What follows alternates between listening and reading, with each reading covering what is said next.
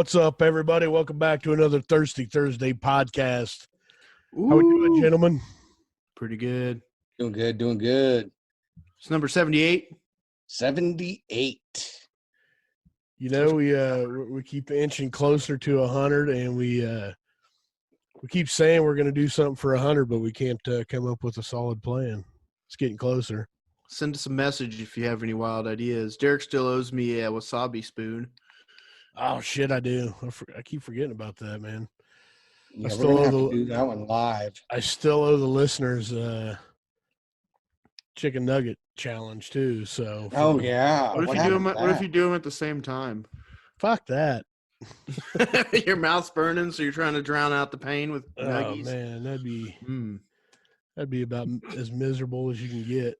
Throwing up meat chunks and burning your throat. Oh, I will get around to doing all of those, both of those, at some point. So well, it's not like I got wasabi just sitting in my. I have it. I can bring it to you. I'm sure. He's like, I have it. Yep. So what was that song we heard? Oh, that was a new one we just got. It's from a band called House of Ghosts, and it's made up of one current Wichitan, Stan Hartman, and two ex-Wichitans, Jerry Sumner and Conrad Stalzy. I'm sorry if I butchered that name, but yeah, they're veterans of the music scene. They actually went down and recorded this track with John McBride at Blackbird Studios in Nashville. And they worked with another ex-Wichita musician, Chris Neal, who mixed and co-produced it. So that song was called That Is All. Cool stuff. Thanks for sending it in, guys. Well, yeah. Yeah, it's good stuff, man. Right. What did that mention? It mentioned something about the clocks, I think, right? Yeah. They so let me go back to this email. Jerry Sumner played with the Clocks back in the early 80s, and they were signed to CBS Records, he says. So they all three played in a local band called Dogs from the early to mid 80s. And they recently got together and started this new project. And like I said, they went down and recorded that in Nashville with John McBride. So sounds really good. So well produced and great song. So I was doing a little reading here, and Jerry with the Clocks, they wrote a song called what's it called? She Looks a Lot Like You. Mm-hmm. And I want to say this was like the early 80s when this came out. And it did reasonably well, you know, as far as like the charts and stuff like that. They toured on it. You know, they didn't really do much after the first album, but and they were all from Wichita. Yeah. So was it kind of like it's kind that of a 80s techno, or not techno, but you know, that 80s synthesizer? Yeah, that a little bit. Shit, easy for me to say. Synthesizer rock, you know. It's kind of like Skinny Tie new wave power pop, you know what I mean? Oh, cool. And man, I'm gonna have to check that out. If you get on YouTube and look at the music video for She Looks a Lot Like You, it's quite an odd music video. Mm-hmm. They're all cross-dressing. Right. Oh, and it's kind of like She Looks a Lot Like You. You know what I mean? Like, so everybody in the band's like, you know, in little dresses and shit. And it's quite a sight to see. But they did end up charting, and that song did very well on the charts. That's cool. Doesn't really say like where they got, but so they were on MTV, like one of the first songs on MTV. Oh, really? Yeah. And they eventually toured with Cheap Trick and Rick Springfield and Oh, right on. So, I mean, these guys got some Maybe we can get some them in for an experience. interview. Yeah, for sure. They got some experience, you know.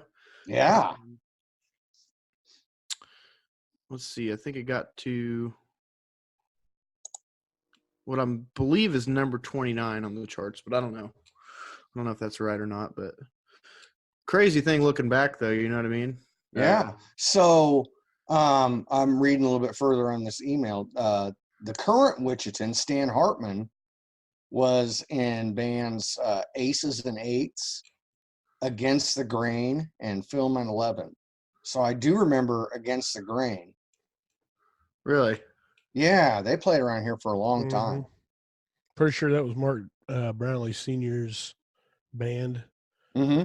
Pretty sure he played with them. I'm sure. I'm almost positive they played the Opry. They got pretty hot there for a little while, like in the mid '90s. Mm-hmm. If I remember right. Yeah, so kind of wild. Obviously, they've been there and done that. Well, they're still writing music. That's cool. Yeah, that sounds great. Yep. So what you guys been up to? I'm sipping on a margarita currently. Not been up to much, man. No, not a whole lot. Just working, getting new music in and checking it out. And yep. We have a second thing we're starting to look at doing, but we're not gonna quite bring that up yet because the idea is hasn't fully came to fruition yet.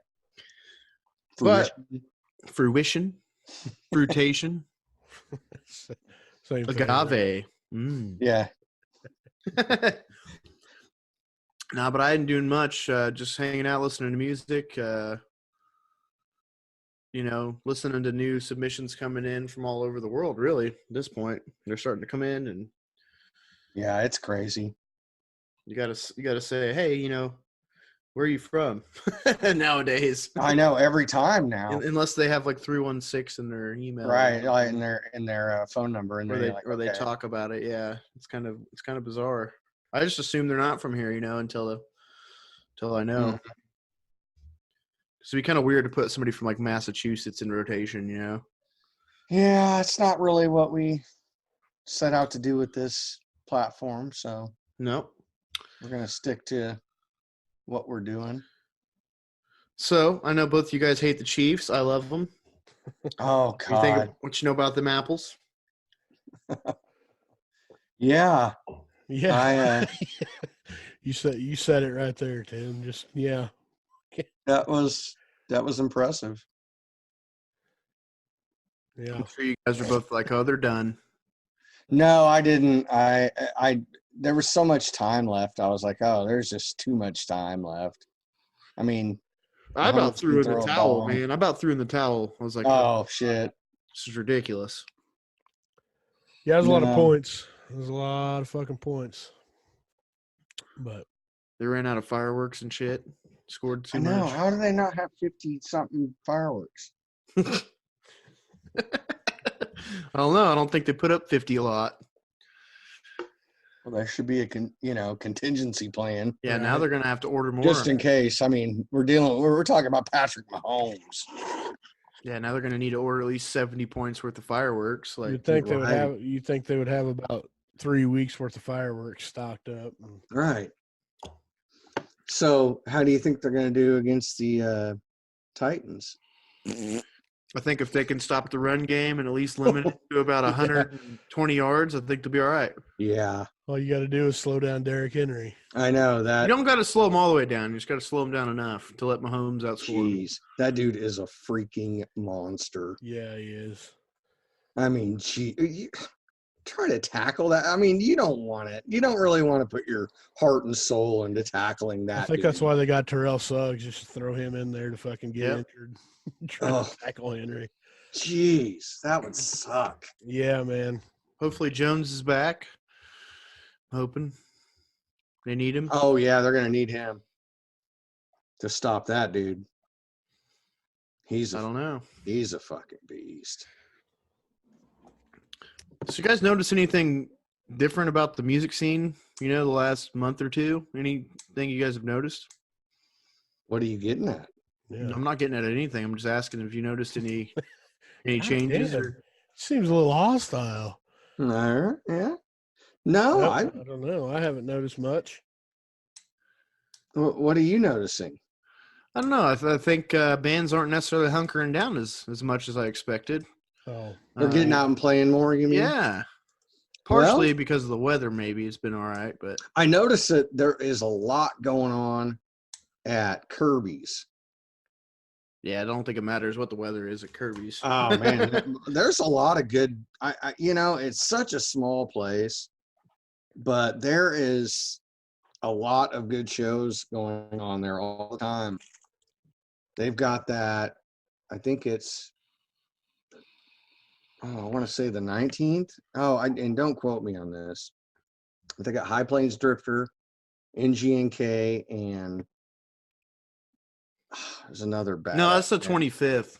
Is it the 25th? Yeah, it's because we got a show that same day. Is it a Platonic Drop? Yeah. Yeah. Yep. I mean that. Oh, you guys play that same night? Yep, in El Dorado. Oh yeah. Yep, we're getting to hit a new venue. What's that? Kind of looking forward to that. True Lies in El Dorado. True Lies. Yep. Sounds like a strip joint. Gonna go honky tonk the shit out of it. Yeah, it's just like a honky tonk in El Dorado. I've never been there, but I've been there before, but just kind of it's been a long time. And I think I was just no delivering offense a to True pizza. Lies, I didn't mean anything by that. I think I was just delivering a pizza or something. I don't know. I was the whole pizza delivery guy. yeah, we're looking forward to it. Got some potentials on the line too, some new places, but we'll wait till that happens to announce it. But Right on. yeah, A lot of interaction going. That's fun, isn't it? We're finding that, you got to start booking really early. Well, a lot of these places out and around Kansas, they're already booking for summer, at this point. Mm-hmm. Did you guys utilize that that EPK thing? I cleaned it up a little bit, but we haven't really utilized it too much at this point, but I think we will eventually here. Yeah. Man, there's a lot, they put a lot into those sometimes. Because we'll get some and it'll have like what do they call them? GIFs. That it's got like live video going on inside the message, and yeah, I think we have that going. Yeah, that's just really, Yeah, it takes cool a lot. Look at. Takes cool a lot to takes a lot to put them together. Yeah, I know. We found this pretty sweet website called Sonic Bids. Oh yeah. You can build your EPK on there, and then you can also bid on shows and festivals and stuff. I remember that site. So hopefully we're able to utilize that in the near future. So if you guys, the listeners, haven't checked it out, you probably should. There's a free bundle, and then obviously there's some paid subscription type of stuff you can do as well, but it just depends on what you're looking for, I think. Well, I'll tell you what I'm looking for. ooh, I forgot to grab my beer before I sat down, so I gotta wait. Ooh. I'll catch up with you guys here. Oh shoot! Hey, speaking of Norton's Brewing Company, we want to thank them for sponsoring this podcast. Their Fresh Tap, the most recent Juice Colt. Dude, that looks. Oh, I want it so bad. It does look. You got to go over, if you haven't already. Go over to Facebook and like their page and go down and look at the picture of this beer. It is a hazy IPA. They finally got their hands on some Galaxy hops after searching for over a year. It's expensive. Wow. It's expensive, man. So we released to you this 7.4. ABV wheat IPA brewed with flaked and malted wheat and double dry hopped with Galaxy, Citra, and Mosaic. Those are my 3 favorite. These hop combos burst with berry medley, dank bubblegum, mango, passion fruit, and citrus. Wow. So, Sounds did you see delicious. the picture of that? Did you see the picture of it, Tim? I did not. Oh man, you have to go over and look at it. It just looks like I will. pineapple. So, juice. my wife was telling me about some new menu items that they had going on too. Oh yeah. So they've got fried chicken with homemade mashed potatoes and white gravy, and what did she say? Fried okra. Fried okra, yes. All right, guys. And I was like, "Oh my God, we're gonna Monday go. Only Mondays though. Is that really? Every Monday though. Be their special. That It looks fucking fierce, dude. It looks so good. That sounds fantastic. It looks It really fucking does. I can only imagine. Yeah. Oh, that place just never disappoints. No. But if you want to go down there and check all that stuff out and get some delicious eats, they're located at 125 North St. Francis in downtown Wichita. Give them a call at 316-425-9009. Go get you a fresh tap of Juice Colt. Oh, yeah. Thanks, Dan. Many of the other fine brews they have there. It looks like orange juice, to be quite honest. It really does. My God. He's had a few of those. And I thought it looked more like pineapple juice, but I guess it's the same. Yeah, you're going to – the Galaxy and the Citra, you're going to get like a pineapple-y. That's what the citrus – they mean by citrus. You're getting that kind of pineapple-y. Those are by far my 3 favorite hops. All in one beer. Oh, yeah. And, man, I understand. Are they going to work together? Oh, yeah, because the Galaxy and the Citra, you kind of get a really, like, piney, citrusy taste. And then the Mosaic, you kind of get, like, a more smooth finish with it. But I understand their frustration with trying to find Galaxy. Like, I was able to get some barely. I got some in my freezer, and it ain't cheap, man. It's like $30 a pound, dude. Wow. At least for what I order. It might get a better deal on it buying in bulk like that, but yeah. But realistically, is it hard to come by in bulk like that? It's from yeah. I mean, there's certain websites you can maybe get it from if the price is right, but it just depends on if they have it on hand. But man, Galaxy, it's so good. And actually, the most recent IPA that I had at my house that you guys tasted had Galaxy and Citra hops in it. So it's going to be kind of like that, but probably way better because Dan does a way better job than me, Yeah, he does a great job. So I just seen a picture of the hand battered chicken and the mashed potatoes. Game over, huh? Fried okra. Jesus Christ. That looks good. We might have to do next week's podcast from there. Right? Yes. That sounds good. I'm down. Yeah, I am too. Ooh. I don't know which one I want more. The chicken or the fried okra? Or the potatoes. Or how about the mashed potatoes? Those look fucking good too. They just slap the chicken on the potatoes. And oh my God. Put all that together and wash it down with a nice cold Juice Colt. Ooh. Ooh. Ooh. Sounds like the winning combo to me. So thanks, Stan and Becky over there at Norton's. For a minute. Thank you guys over there at Norton's for sponsoring us and believing in and supporting local music, keeping us going. Can't thank you guys enough. Absolutely. Yeah. Man. So, up next, we've got an interview with an artist out of Iola, Kansas. Her name is Damaris Kunkler. And we're going to be talking with her coming up up here next. That sounds interesting, man. I was looking through some stuff earlier today, and I saw she was on some show bill down in Tulsa or something like that, like a singer-songwriter. I forgot what they called it. There was a word for it.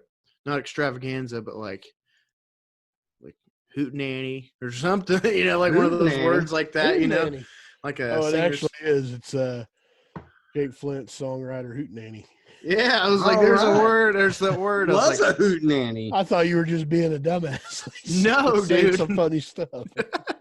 No, I had my shit together on that one, Okay. a little more prepared than I was before. I did not go looking for it either. So good promotion on their part. I don't live near Tulsa at all. So for me to be able to see that organically, great promotion from you guys who are putting that on. Yeah. So she's got a show coming up in Wichita. I think she wants to talk about here on Saturday the 25th. So we'll let her talk about that and kind of get to know her a little bit. So sounds like fun. I'm excited. Heck yeah. I like meeting new people. So what we'll do is we'll go ahead and play one of her songs. Okay. I believe it's called Fly. It is called Fly. Look at me go today. Yeah.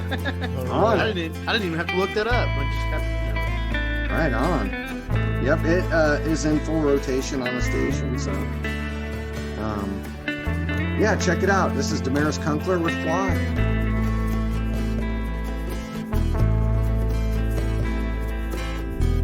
You lived here all your life in another land, but do you know the feel of walking through the desert sand? And you've camped along the river many nights, but do you know the feel of cold water trickling down a mountainside? And you've hiked through the trees, but have you been so deep that no one would hear you if you need to weep? So fly,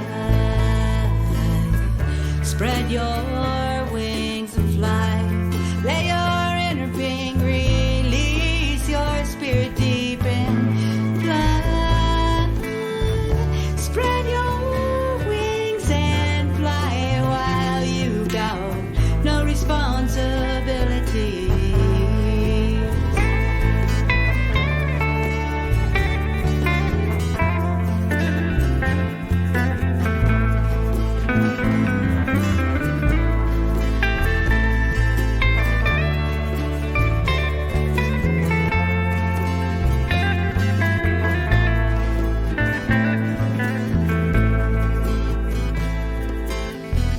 My brother, listen carefully.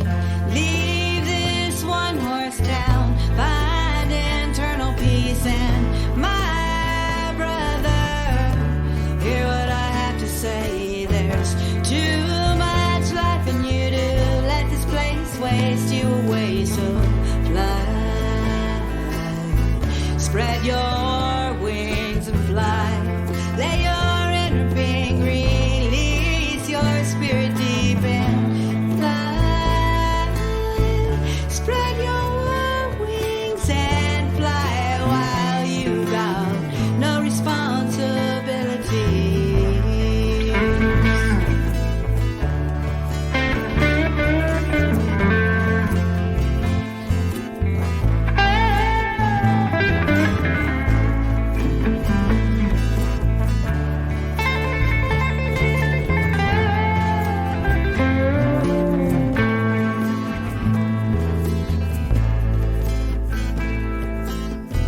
My brother, listen carefully.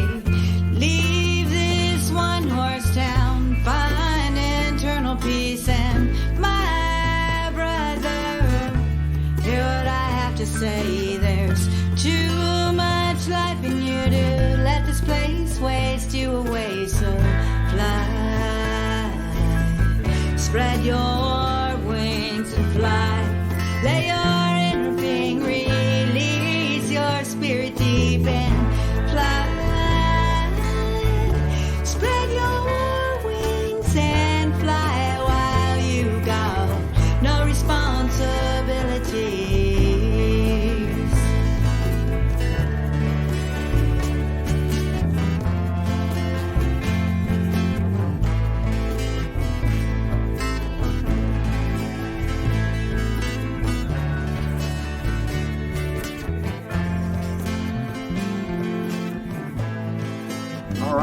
So welcome back to the Thirsty Thursday podcast. And we have a special guest tonight. We are joined by none other than Damaris Kunkler.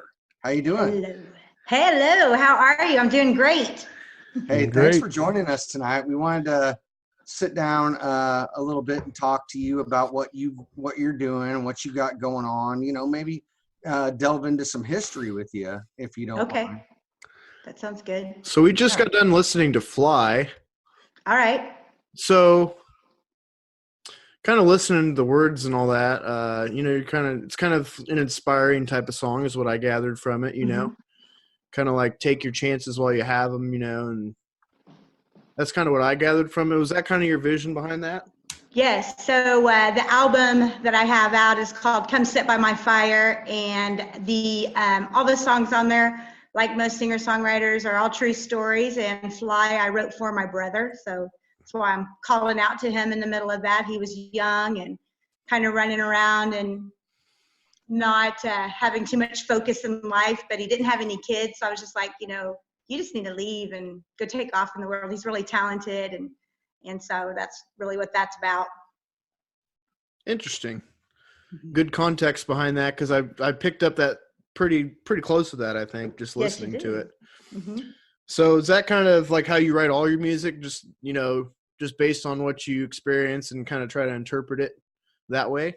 Yeah, I don't know if I'm a unique singer-songwriter or so I would say I didn't start sharing any of this music with anybody until really about a year ago. And some of it I wrote when I was 20. So some of that music's about 25 years old. I wrote it to just express how I felt, because I've always journaled. I've always been a writer. And but when I learned how to play guitar, I never wrote in a diary again. I just wrote songs. So it's really like a diary, I guess is the best way to explain that. That's cool. And then I decided I would start trying to share some of that original music as really just in my 40s. Well, it kind of strikes me as more folk music, Yeah. you know, than the image you might put off as, you know, a country western. It's very folky and very good, and it's very unique how you your word structuring is, you know, throughout that song "Fly." I just found it very unique and very creative. Thank you. I appreciate that. You know, I don't know the genre because it's my feelings. It's an emotion, and didn't really have to try to start thinking about a genre just honestly just till recently, when I started really playing them out more and people were asking me what my style of music was, and that's when I had to think about that. And so I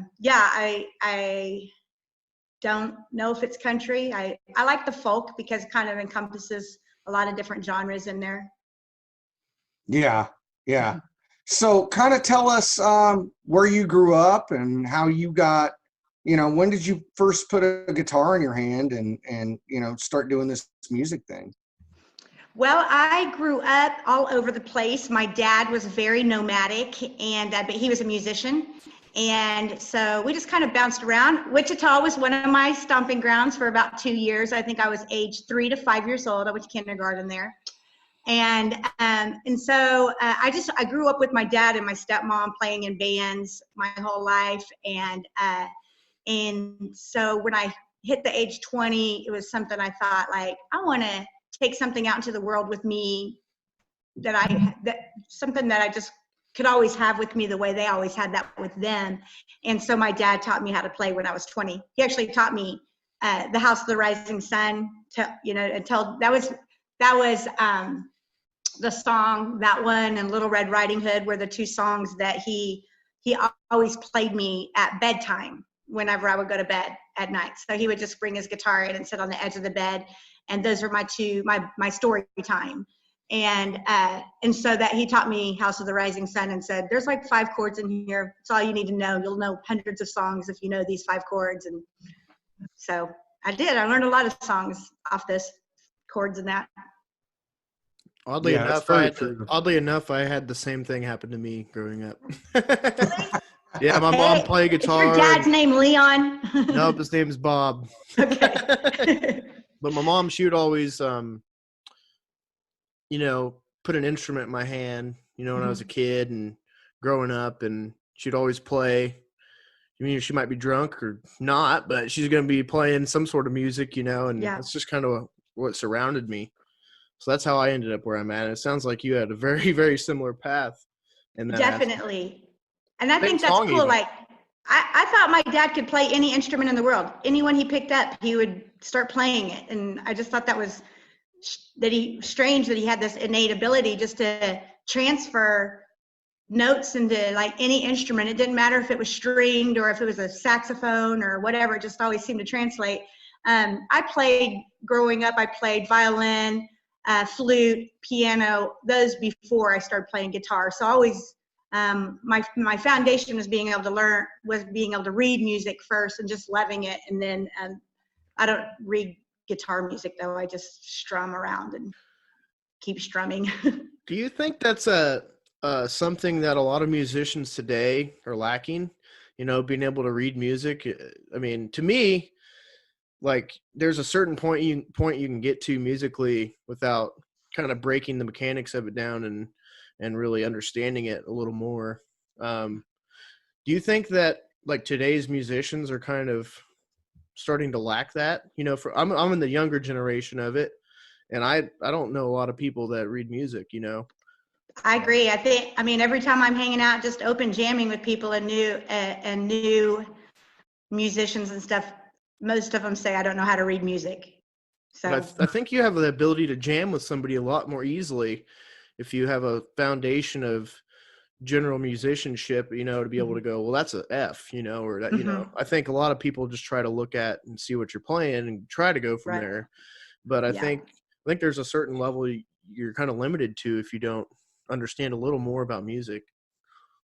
Well, I loved whenever the internet was invented, and because I grew up and there wasn't internet, and then one day there was, and it kind of all happened around the same time that I wanted to play guitar. I started learning guitar first, and then alternative rock was invented, which totally inspired me to just keep on. And then women started playing. I started seeing women playing guitars, and Lilith Fair happened, all these things. And then the internet.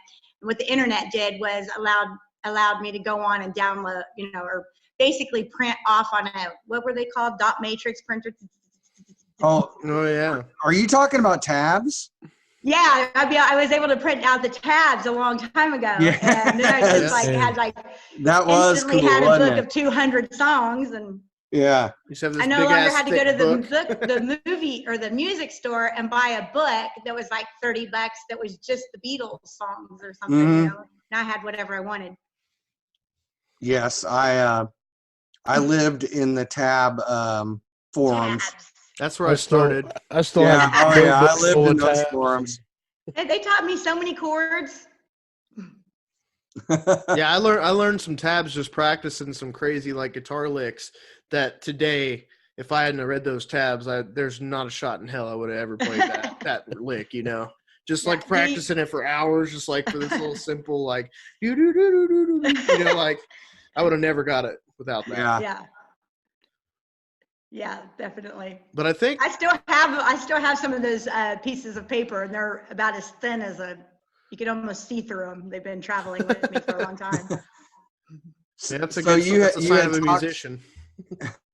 You had talked about some of your influences in the 90s and Lilith Fair and whatnot. What do you think some of your biggest musical influences are, as far as what type of what are you trying to present to your audience, as far as is there a certain influence that really paves the way for you? It's hard. I think going forward, I might be a little more intentional about that, because reflecting on the way that I've written was really just to like emote and purge this whatever feeling was in me out of me. But so one song I wrote, which is called "It Isn't Easy," it was the first country song I wrote. That was about 15 years ago. And I thought, what would Willie Nelson do? You know, like, so I love Willie Nelson, but like his music's so sad and it's just so straightforward. You know, there really aren't metaphors in it. And so I just sat there and kind of thought like, it's gotta be that sad because I feel that sad. So that's probably the first one I really thought about. How could I influence a song based off of somebody that I loved? Yeah. Right now, Charlie Crockett's got me inspired to write something really honky tonk. I'm about ready to do that. So there'll be my second one. Well, you make sure you send it on over to ICT Radio so we can get that notification. It's going to be good, I think. Hey, that brings me to another question. Where are you doing your recording at? So I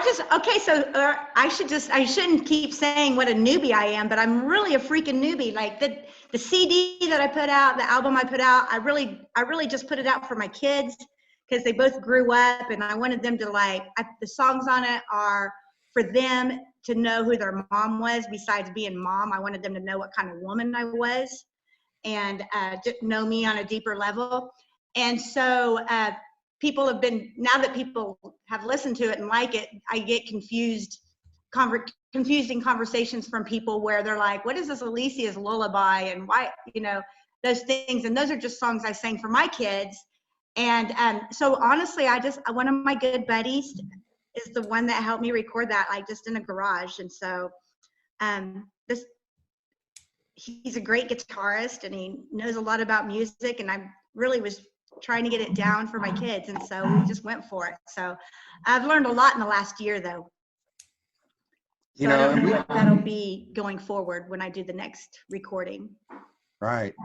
We find a lot of people are getting really good at recording their own stuff and you know, we really can't find a difference in quality because they've put so much time and effort into their own, you know, craft that honestly sometimes we can't tell if it's done professionally or done in a garage. Well, I was curious about that with my CD being out there in a way that other people can hear it. If you can tell the difference. The one thing I liked about Tim was just that he had a background in music theory. So whenever we discussed the songs, he was really intentional about trying to encompass what I was feeling. And I appreciated that about him. And that's why I really liked working with him. And we've talked about collaborating on this honky tonk song that I want to do and having someone help me actually co-write because it's not going to be a song based off of emotion. It's a storytelling song. And so, so when you heard Fly, what did you think about the mix then? Oh, that's what I mean. It was really well done. And, you know, when I first heard it, I just thought, well, this has been done professionally. And, you know, and that's the big thing for us here at the station is we want the station to sound, you know, top 40-ish as far as the production level. We want it to sound, you know, that good. And so when I hear something like that and immediately, I wouldn't say dismiss it, but, you know, it passes the test because of the sound quality, then yeah, well done. Well, yay. That's awesome. Thank you. Yeah. I mean, you guys are doing good stuff. We can't wait to get more of it. So when are you talking about, when are you planning on getting in the studio again? Well, writing that many years, I have so many songs. So I pulled out a bunch of songs and I thought I easily have another album, but I'm going through, probably going to take about maybe 5 or 6 out of that old thing. And then old songbook. And then I want to challenge myself to write a few things because I feel like I have something to say. I have something to say now instead of all this feeling. Now I want to lip off a little bit. That's awesome. Are you going to stick with the solo kind of stuff? Are you talking about implementing any other players into the mix with you? Or Well, a lot of people have asked if, do I want to collaborate and things like that. But for me, right now, I feel like I want to be alone, only because it allows for so much freedom for me to go wherever I want. I'm not having to work around another schedule. But I'm really open to that, in the next several months, because my daughter graduates and moves away, and then I really just have a way more open schedule, so that could happen. But I mean, the reason the CD has all those different instruments in it is because I hear a band even when I'm up there by myself. I just hear the whole song, so I wanted to be able to experiment with that. My dad played heavy lead, Santana, Eric Clapton, Led Zeppelin. All of those are just like so intrinsically inside of me that like I just need a heavy lead with me. I would love that at some point, and then that's what I feel. Well, that's good. That's good. You recognize like what you want, to fill out the song beyond what you write and perform. Like if you can hear it in your head, that's a huge, boost to, if you do decide to tackle that route. Like you're already gonna know, you'll be able to tell people what they should and shouldn't do. And I hear them. I have a band name too. It's in my back pocket. So someday, if I'm ever in a band, I think it should be called Wet Willie and the Bangers. I have a lot of reasons why. That is a good one. I'm a big I don't know. Are you band name PG-13? aficionado. Huh? I come up with them every day. Yeah. That's a good one. Okay. I think it'd be well marketed. Like my lead guitar's name would be Fast Finger, or something like that. They'd all have their own nicknames. Oh, that's awesome. Uh-huh. So you've got some stuff coming up here in Wichita. I do. So you want to talk about that a little bit? Yeah, I'm excited. I have played in Wichita a couple times. Actually, the first time I ever played all my originals out was in Wichita at Kirby's, and it was about a year ago. Awesome. Or was it 2 years ago? No, now we're at 2 years. It was 2 years ago. And a good buddy of mine, there were 5 bands playing that night, all original music, all bluegrass. I'm not bluegrass, but they accept me in their group. And so they let me, I opened, and I was scared to death because I respect all these guys and stuff. But everybody was really cool and accepting. And so that encouraged me. And so I've played at Kirby's that time. And then I played the Artichoke that one was about a year ago. And I played with Grody Riggins there, who I am teaming up with again. And I'm super excited because I think they're pretty awesome. They're pretty tight. I like what they put out. And they're local. Yeah, when is that? That is January 25th at Barleycorns, and that's also exciting because I've been in there many times and watched bands, so now I'm going to be able to be up there jumping around. So that'll be awesome. Is this your first time playing at Barleycorns? Yes, it's my first time for a lot of those places, so I'm excited to be able to be not a spectator. Well, I'm going to tell you right now, you've knocked 2 of the top 5 out already. And what are those? Barleycorns and Kirby's. Elbow All right. Room. Yeah. And there's Elbow Room and yeah. Kirby's is a great room for I think songwriting and. For sure. No, you have to, Eric. You have to tell what your dad says about Kirby's. Oh, okay. So my dad always says every band or artist should play at Kirby's at least once. If you play there more than once, that's your own fucking fault. Oh my God, that's good.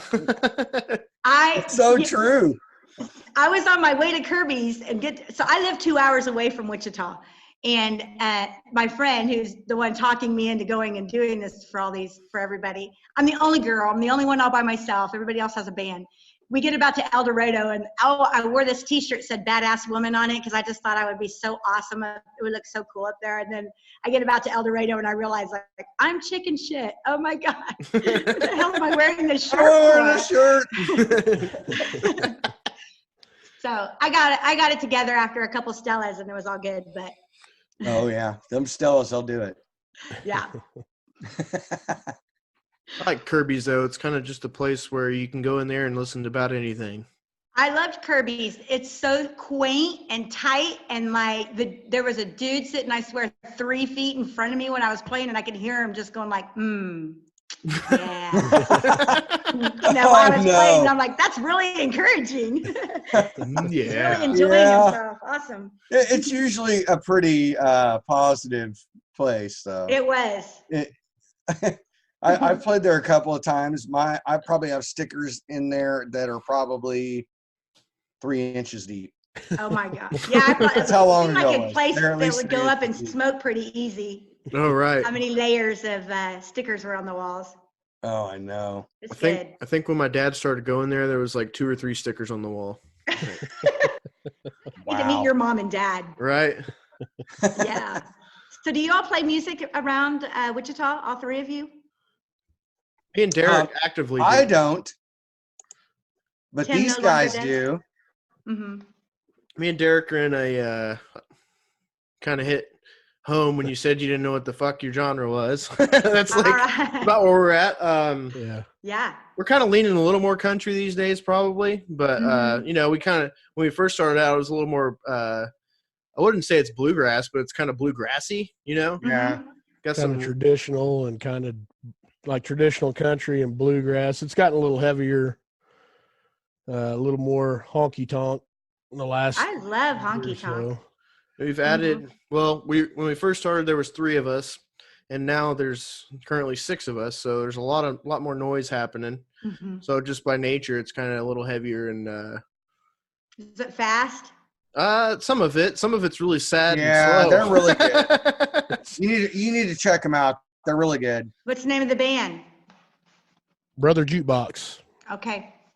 I will check you We're all out. over the place. Like we'll play like a sad song, and then we'll play like a really happy fast song. Like it's kind of we're all over the place.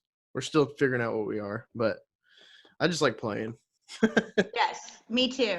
Yeah, we just kind of what comes out, and like there's nothing set in stone when we sit down to write a song or finish a song. It just whatever sounds good and feels good, and I think we've all got a good group of guys around us that know music, know what sounds good and feels good, and I think that contributes a lot to not knowing what kind of genre we are.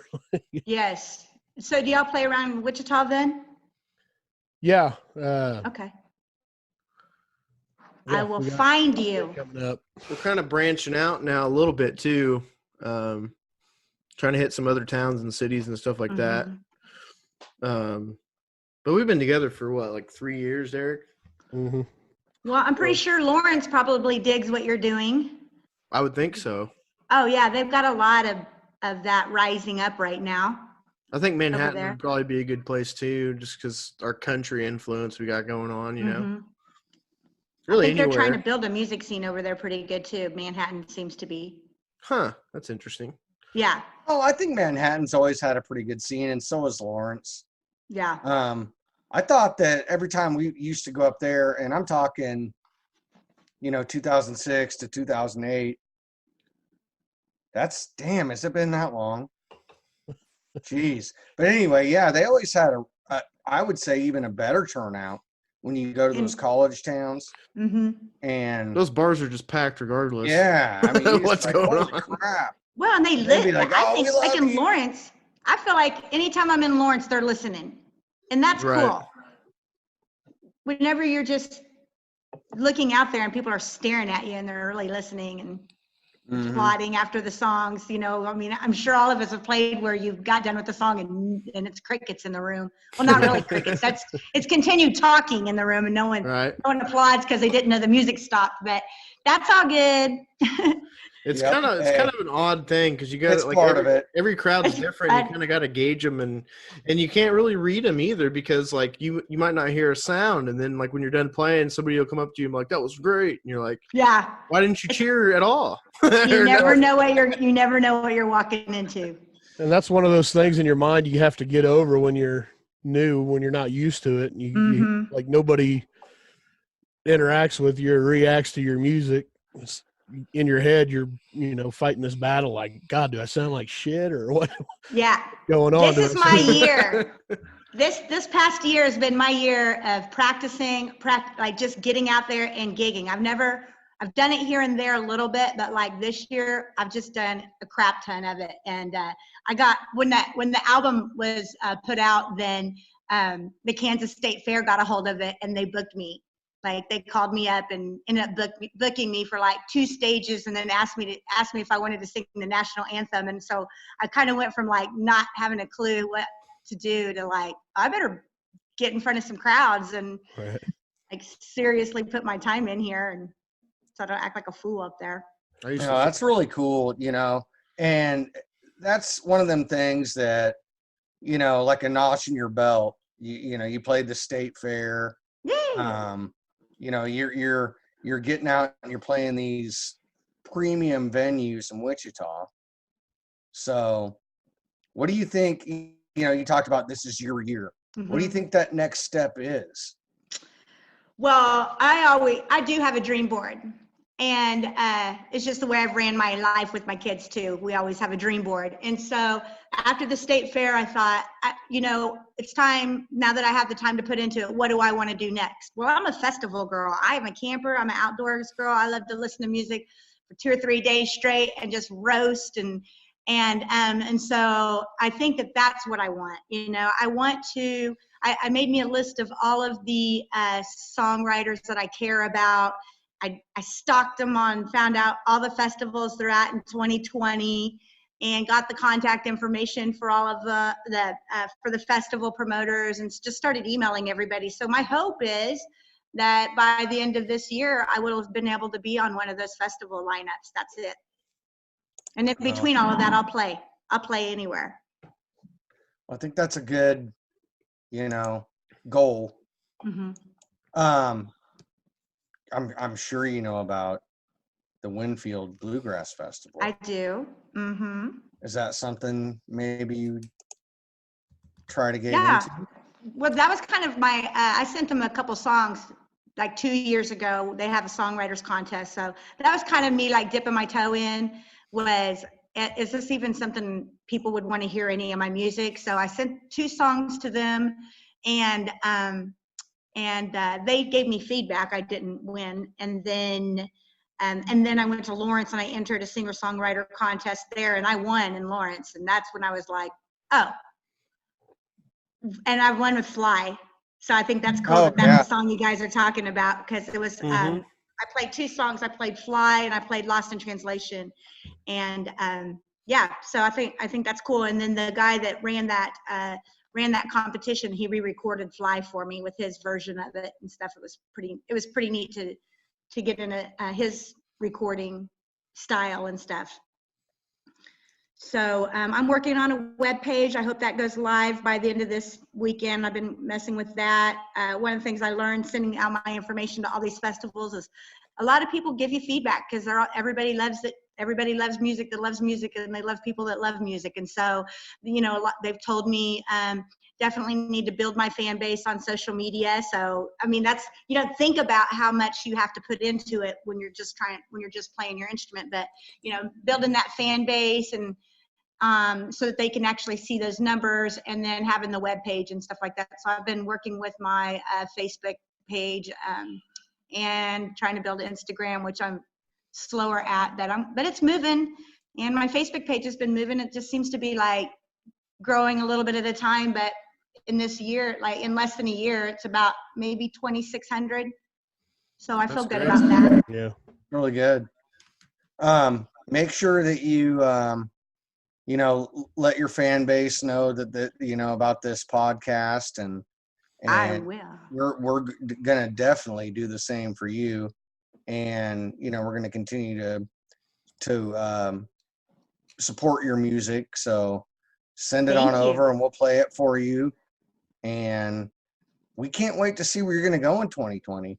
Well, thank you. So how will I find your podcast? It is on Eric or Derek. Why don't you? It's basically anywhere you can download a podcast. Period. Mm-hmm. It's called the Thirsty Thursday Podcast, and when it goes live, we will tag your page in it. That way, okay, people listen to it and they like you. They can click right on your page and and hopefully give you a like, because I don't see why they wouldn't. Yeah, you guys rock. Thank you. Heck yeah. Thanks for sitting down with us. Mhm. And much success to you in the future. Can't wait to see what you've got going on. I'm excited to go forward. Like I said, I feel like I got something to say now. And now I've learned a lot in the last year. So, and I've met a lot of people. It's been a good journey. So I don't know if you've listened to any of our other interviews, but we like to go out with the phrase that we talk about all the time. All right. And it's go to shows. Yeah. So Go to shows, dude. That's kind of our motto. Go to shows. Radio. Go to shows. I swear, anytime I'm not here we playing, go. I'm going to shows. Here we go. 1, 2, 3. Go to shows. All right. Thanks, Damaris. Nice Thanks meeting for hanging you. out with Yes. us. Thank you. All right. Thank you. Talk to you later. All right. Bye. Bye. Well, that was a great interview, guys. I really enjoyed that. To me, she seems a lot like me and Derek's band, and kind of our direction to a certain degree. And it's kind of in the same wheelhouse as well. As we kind of align quite well with folk music, and it's kind of something that we've all kind of had since we were young. And it's nice to see people out there making it happen, getting booked at Barleycorns and playing that type of music, and winning song competitions in big cities, and hopping on festival bills, and playing the state fair is a huge deal. I mean, Yeah, it is. not everybody gets to do that. You know what I mean? Yep. So, yeah, really want to thank her for coming on. Damaris Kunkler for coming on and talking with us. Appreciate her time. Make sure you guys go to her Facebook page, give that a like. She had talked about she's going to have her web page out here this week. So make sure you look for that. We'll be sharing a link with that on our Facebook page. But thanks again to Damaris. We got one more song left. One more song. So this one, Derek, is there any background that you found on this one? Or I just clicked on it and it was like, oh shit, here we go. You got to listen to the words. I mean, you just have to listen closely. You can kind of guess by the name of it. What's it called? Angry Inch. Yes. Damn it. So I thought that's Eric's walk-in music when he walks into the bedroom. Fuck. He says, I thought it said angry itch when I got it. Definitely says inch. Oh man. Quotations. No, it's a killer little song though, man. It came through the other day and I was at work and I just happened to throw it on I'm digging it. Right on. They got this theme going, this band, and they're fucking owning it, in my opinion. Yeah, they're badass. They are. I can't wait to hear more from them as well. But I want to thank our sponsor, Norton's, one more time. Go check them out at 125 North St. Francis. Go check out their new beers, and they're special on Mondays. Looks delicious. Go check that out. So we're going to listen to Angry Inch by Strong Like Bull. See you guys. Strong Like Bull. See you next week. But the rest still works. And girl, you can try, yeah. But you don't have to flirt. 'Cause you look good in the dark. And baby, I do too. You're gonna scream and shout, yeah, about what I'm gonna do to you. Yeah, I got an angry itch, but it can take you a mile. Yeah, I got an angry itch. It's gonna make you smile. Oh, baby, don't you know? Want you to come out and play. You stay